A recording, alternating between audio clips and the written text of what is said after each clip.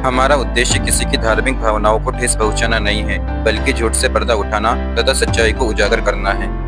दर्शकों, अनुराग सागर के पेज 123 पर यह वाणी लिखी है कि 12वें पंथ का जो प्रवर्तक होगा वो हंस मुनि होगा। ये बिल्कुल ठीक है।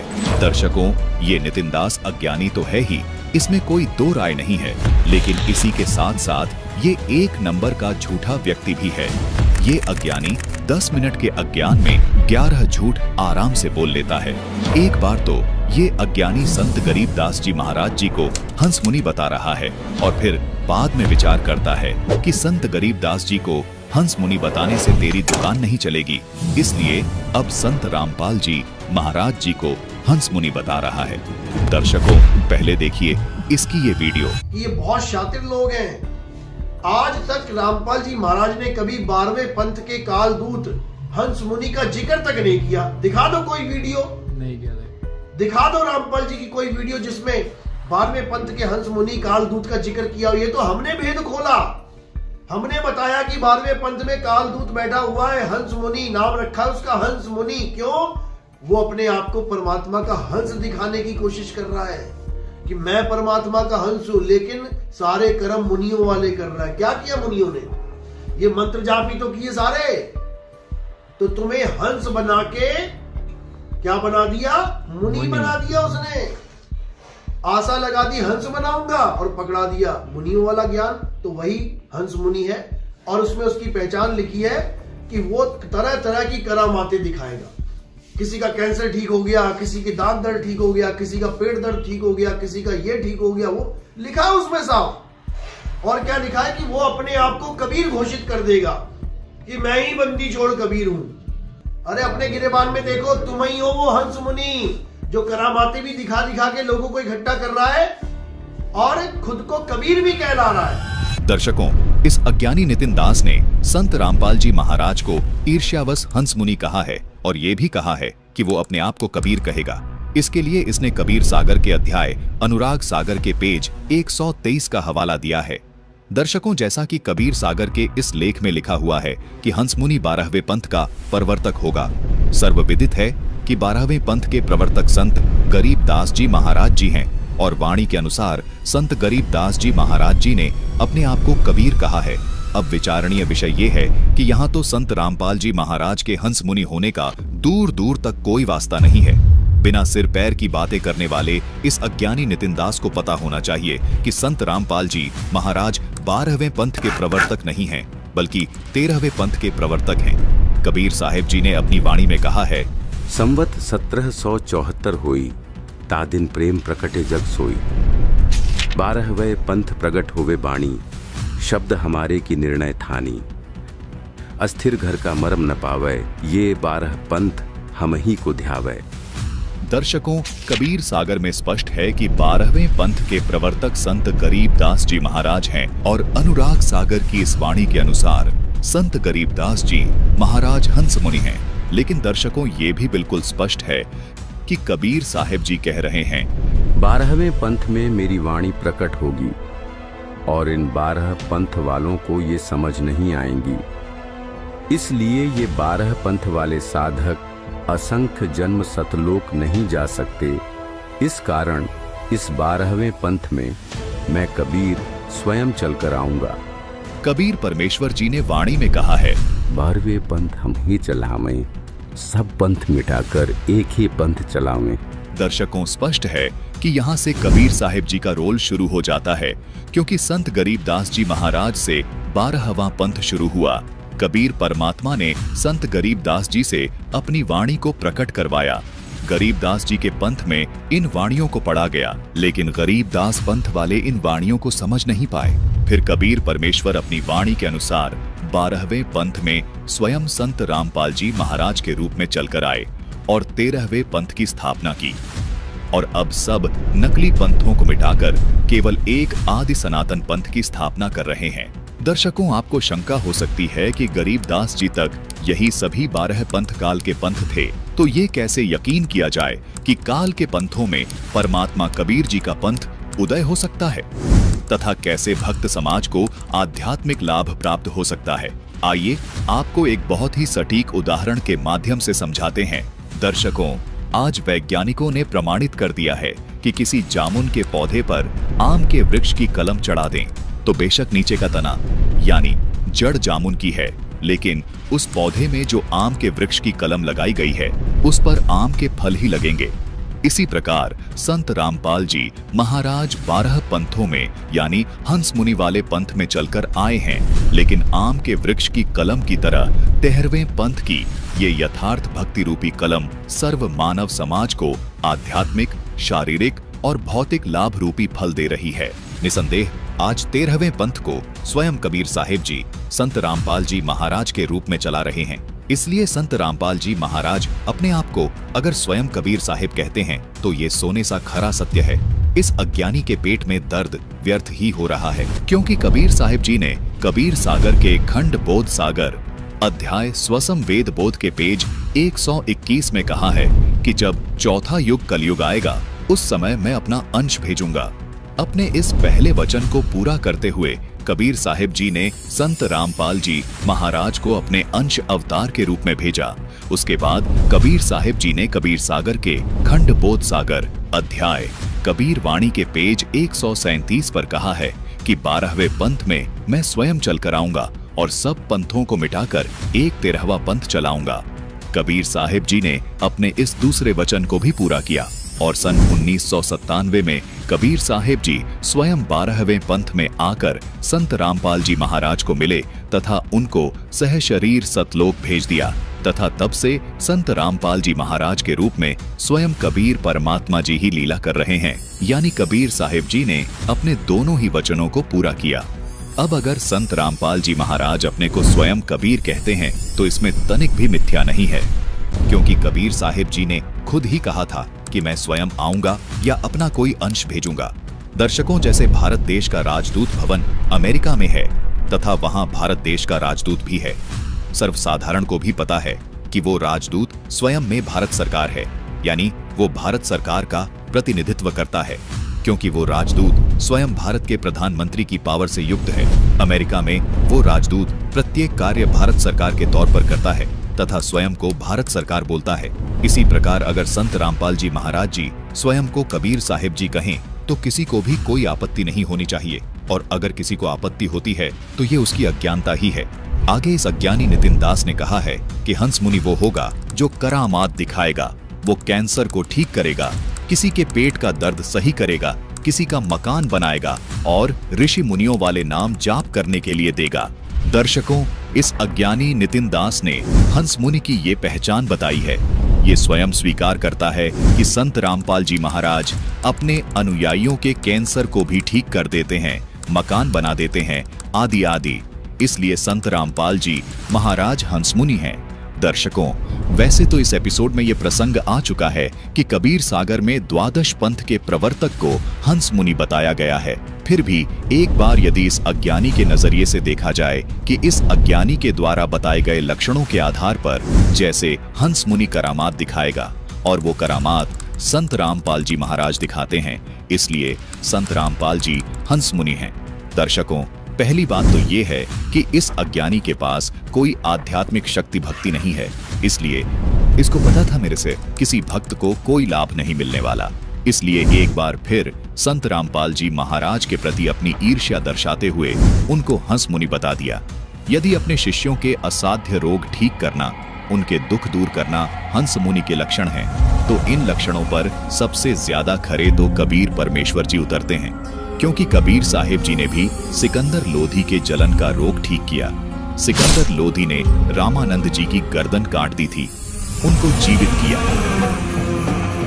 शारदा ब्राह्मणी जो सर्वानंद की मां थी, उनके असाध्य रोग को ठीक किया। कमाल और कमाली को जीवित किया।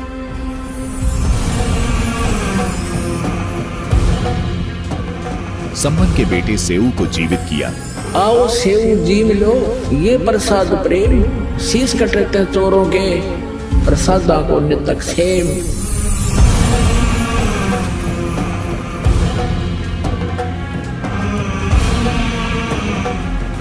और सम्मन को उस शहर का एक नंबर का सेठ बना दिया। कबीर परमात्मा ने ऐसे अनेकों चमत्कार किए। दर्शकों, इस आधार से तो कबीर साहिब जी संत रामपाल जी महाराज जी से भी बड़े काल के दूत सिद्ध हुए, क्योंकि उन्होंने भी तो बहुत से चमत्कार किए, लोगों के दुख दर्द ठीक किए।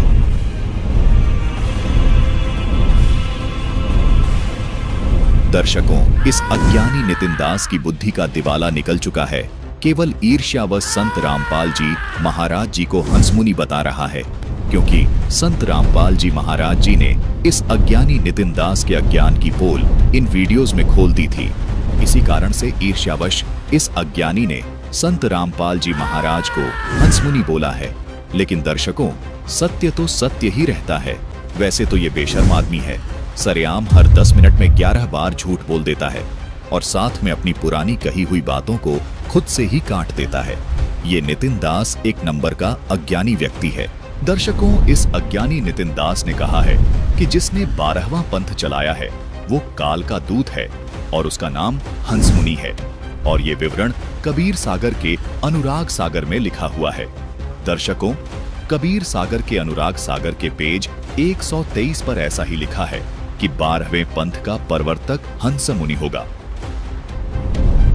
दर्शकों, अब इसकी इस बात को मान लेते हैं कि 12वें पंथ का प्रवर्तक हंसमुनि काल का दूत है और वो संत गरीबदास जी महाराज हैं। दर्शकों, कबीर सागर के अध्याय कबीर बाणी अध्याय के पेज 136 और 137 पर कहा है कि संवत 1774 हुई, ता दिन प्रेम प्रकटे जग सोई, आज्ञा रहे ब्रह्म बोध लावे, कोली चमार सबके घर खावे, साखी हमार लय जीव समुझावे, असंख्य जन्म में ठौर न पावे, 12वें पंथ प्रगट होवे बाणी, शब्द हमारे की निर्णय थानी, अस्थिर घर का मरम न पावे, ये 12 पंथ हम ही को ध्यावे, 12वें पंथ हम ही चली आवे, सब पंथ मिट एक ही पंथ चलावे। दर्शकों, कबीर सागर की इन वाणियों का भावार्थ इस प्रकार है। कबीर साहिब जी ने कहा है, जो 12वां पंथ चलाएगा, यानी जो 12वें पंथ का प्रवर्तक होगा, उसका जन्म संवत 1774 में होगा।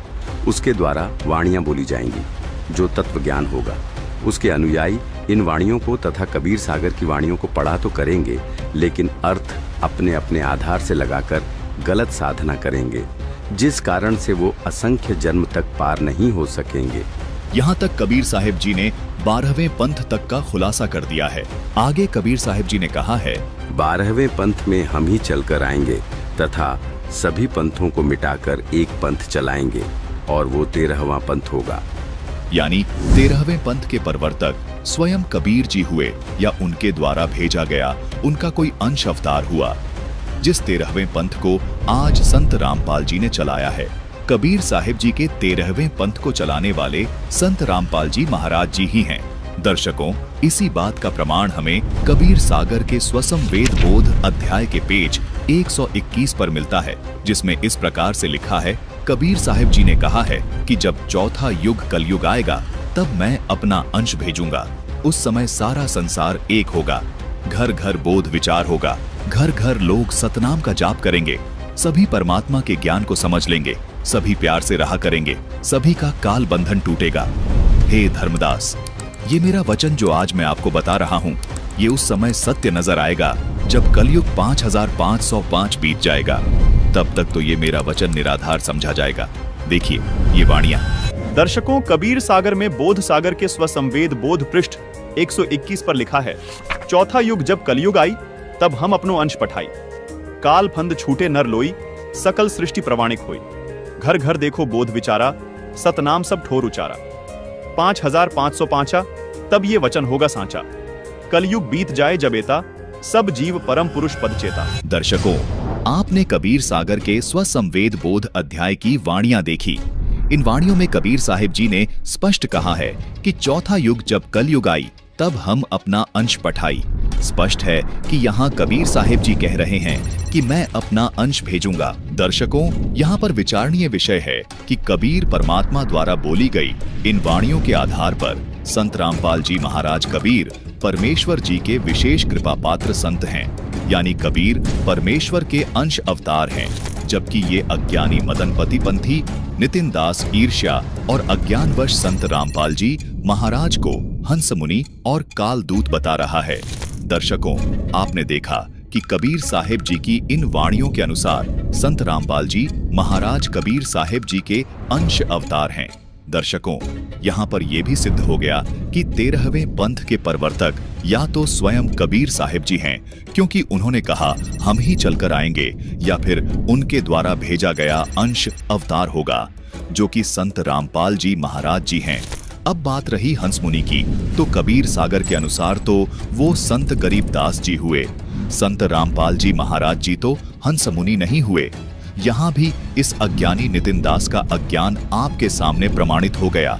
दर्शकों, ये अज्ञानी नितिन दास 12वें पंथ का प्रवर्तक संत रामपाल जी महाराज जी को बता रहा है। 12वें पंथ के प्रवर्तक तो संत गरीबदास जी महाराज जी हैं, जबकि 13वें पंथ के प्रवर्तक संत रामपाल जी महाराज जी हैं। दर्शकों, सिद्ध हो गया है कि संत रामपाल जी महाराज स्वयं कबीर साहिब जी ही हैं, या दूसरे शब्दों में यूं कहें कि उनके द्वारा भेजे गए अंश अवतार हैं। और यहाँ इससे यह भी स्पष्ट है कि संत रामपाल जी महाराज हंस मुनि नहीं हैं। दर्शकों, ये अज्ञानी नितिन दास अपने प्रवचनों में ये भी कहता है कि संत रामपाल जी महाराज 12वें पंथ से हैं, क्योंकि संत रामपाल जी महाराज गरीबदास जी महाराज वाला ही ज्ञान बता रहे हैं और वही मंत्र ओम, किलियम, हरियम आदि भी दे रहे हैं। दर्शकों, इस अज्ञानी को अक्ल तो है नहीं, बस अपने अज्ञान को सत्य सिद्ध करने के लिए झूठ पर झूठ बोलता रहता है। इन वाणियों में स्पष्ट लिखा है कि 12वें पंथ प्रकट हो वाणी, यानी 12वें पंथ में मेरे तत्व ज्ञान की वाणियां प्रकट यानी लिखी जाएंगी। आगे कहा है कि शब्द हमारे का निर्णय ठानी, यानी 12वें पंथ के अनुयायी मेरी वाणियों का अपनी बुद्धि के अनुसार निर्णय करेंगे, लेकिन वो ठीक न समझ पाने के कारण असंख्य जन्म तक ठौर नहीं पाएंगे, जिससे वो सब काल के जाल में ही रहेंगे। यहाँ पर 12वें पंथ की बात समाप्त हो जाती है। दर्शकों, अब बात रही संत रामपाल जी महाराज द्वारा दिए जा रहे मंत्रों की, तो ये कहता है कि संत रामपाल जी ऋषि मुनियों वाले मंत्र देते हैं, जैसे ओम, किलियम, हरियम आदि आदि। इसलिए संत रामपाल जी महाराज हंस मुनि हैं। दर्शकों, ये मंत्र ओम, कीलियम, हरियम, श्रीयम, सोहम स्वयं कबीर साहिब जी ने दिए हैं, जिसका प्रमाण आप कबीरपंथी शब्दावली से करनैनो दीदार महल में प्यारा है शब्द में देख सकते हैं। ये देखिए। फिर यही मंत्र कबीर परमात्मा ने संत गरीबदास जी महाराज जी को दिए, संत दादू दास जी को दिए,